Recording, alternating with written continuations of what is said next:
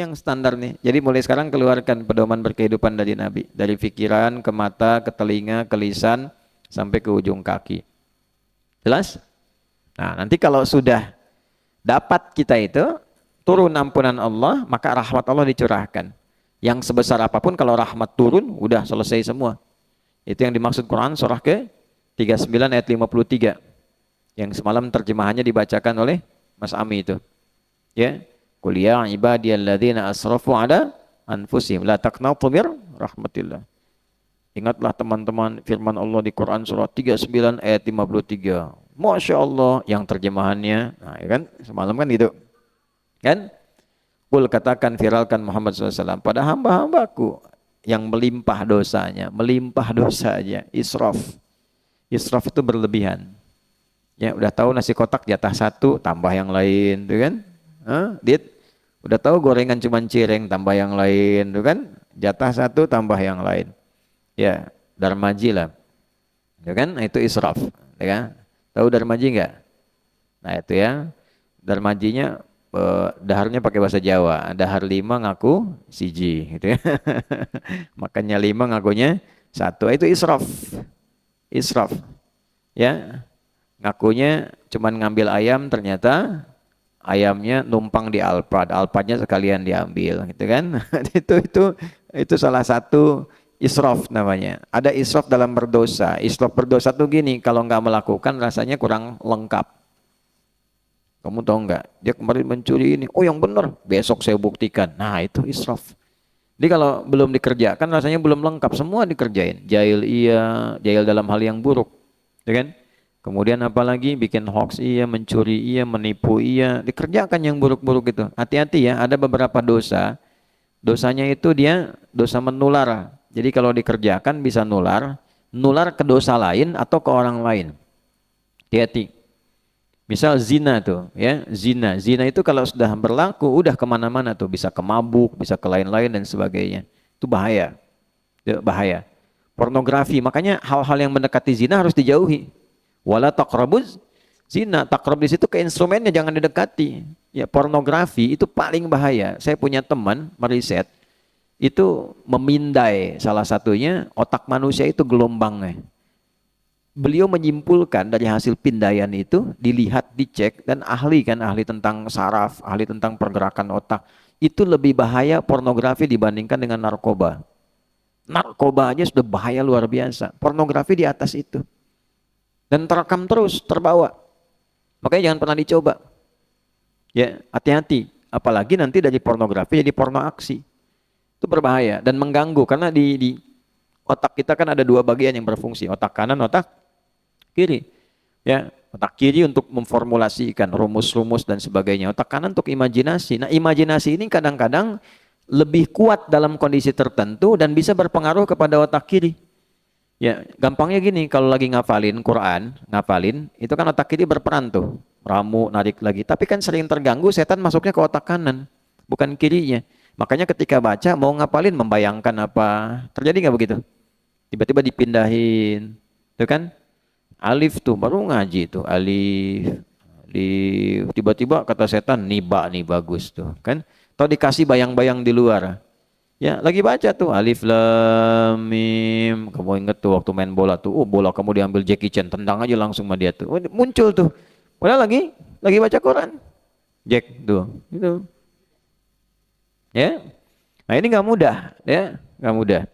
Nah, jadi itu gambaran yang pertama untuk kita semuanya. Apa yang kita kerjakan itu, kalau kita lakukan niatnya untuk mencintai Allah dengan cara mengikuti Nabi Shallallahu Alaihi Wasallam. Maka yang pertama diberikan adalah ampunan dari apa? Dosa. Nanti ampunan dosa itu kalau sudah akumulasi yang israf pun diberikan. Saat diberikan itu rahmat Allah. Rahmat Allah. Qul ya ibadiyalladzina ya asrafu la taqnatu min rahmatillah. Qul ya ibadiyalladzina asrafu ala anfusihim la taqnatu min rahmatillah. Viralkan Muhammad SAW pada hambaku yang melimpah dosanya. Banyak. Jangan putus asa dari rahmat Allah. Kalau sudah rahmat diberikan, innallaha yaghfiru dzunuba jami'a. Semua jenis dosa diberikan. Makanya saya sering sampaikan teman-teman yang lagi pesantren, terutama di lembaga permasyarakatan. Ya, pesantren di situ. Saya sebut pesantren itu karena paling enak. Diberikan fasilitas setelah merasa berdosa, diputus, masuk pada lingkungan, diisolasi. Kan kerjaannya cuman ke masjid, kalau yang muslim ke masjid, balik kamar. Cuman kamarnya kan dijerujiin aja gitu, ke masjid, masuk kamar, masuk lagi ruang makan, balik lagi. Itu kalau nggak dimanfaatkan untuk taubat, mendekati Allah, sayang-sayang. Bahasanya gini, kamu sudah aku kurung di situ kan, kata Allah tuh kan, dimasukkan ke situ dengan sistem yang dibuat di situ, belum kenal Allah juga, kemana lagi mesti diberikan. Itu poinnya. Nah, maka pada titik ini ketika rahmat diberikan, ya jangan putus asa dari rahmat Allah. Begitu rahmat datang, yang lain dibuka. Ujian jadi gampang. Kalau rahmat turun, ujian gampang. Ya. Karena formulasi ujian di Quran surah ke-2 ayat 155 sampai 157, "Walanabluwannakum bisyai'in minal khaufi wal ju'i wa naqsin minal amwali wal anfusi wath thamarat wa basyiris sabirin." 156-nya, "Alladzina idza asabathum musibah qalu inna lillahi wa inna ilaihi raji'un." Lalu Allah selesaikan semua ujian itu. 157-nya, "Ulaika alaihim salawatum mir rabbihim wa rahmah." Begitu rahmat turun, wa ulaika humul muhtadun. Solusi datang. Jadi kalau rahmat Allah itu sudah diberikan, mudah menghadapi masalah. Ilmu, ya, wajada 'abdan min ibadina atainahu rahmatan min indina wa 'allamnahu min ladunna ilma. Ya, Quran surah 18 ayat 65. Ilmu datang, itu rahmat.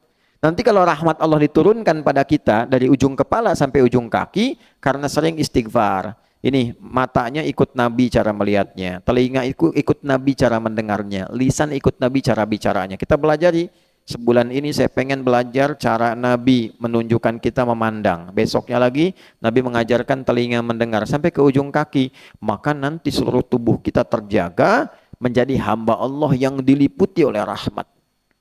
Ya, nama Allah yang memberikan rahmat di dunia yang cukup luas, Rahman. Hamba Allah Abdun, Abdurrahman, dijamakkan karena bukan cuman 1-2, bukan cuman Alwi yang pengen jadi Abdurrahman, ya, Hanif juga pengen, ya kan? Siapa lagi? Yang lain juga pengen. Razik walaupun tadi ada di sini kemudian keluar belum balik lagi, pengen juga dapat rahmat Allah, ya, pengen tuh calon istrinya yang nonton tuh, ya, belum balik lagi tuh Razik tuh, ya, ya, kalau dapat rahmat Allah. Jadi abdun menjadi apa? Ibadun. Maka ibad ditambah rahman jadi ibadur rahman. Wa ibadur rahmanil ladzina yamshuna 'alal ardi hauna wa idza khatabahumul jahiluna qalu salama. Santai, ada masalah apa aja lewat, ya. Yang dipikirin tuh bukan masalahnya, yang dipikirin tuh aduh ini kawan saya dosa nih. Gimana cara Allah nanti, ya? Cara supaya dia dapat ampunan Allah, ya, gitu poinnya. Jadi yang jadi pikiran tuh bukan persoalan yang dia kerjakannya pada materi, ya bukan, tapi takut nih orang terjerumus dalam keburukan, ya, makanya qalu salama, mudah-mudahan selamat deh gitu kan. Nah, responnya baik-baik, itulah ibadur rahman. Itu kalau sudah dapat rahmat tuh begitu. Nah, ini standar. Jadi standar orang Islam itu mestinya kita semua, saya termasuk, saling mendoakan kita. Saya, Anda, kita semua itu saling menjaga supaya semua dapat rahmat Allah. Ya. Dalam konteks itulah tiap hari kita belajar satu-satu, dikit-dikit. Nanti setelah di standar ini dirinci per kasus. Misal kasusnya pengen naik di atas standar, lebih soleh.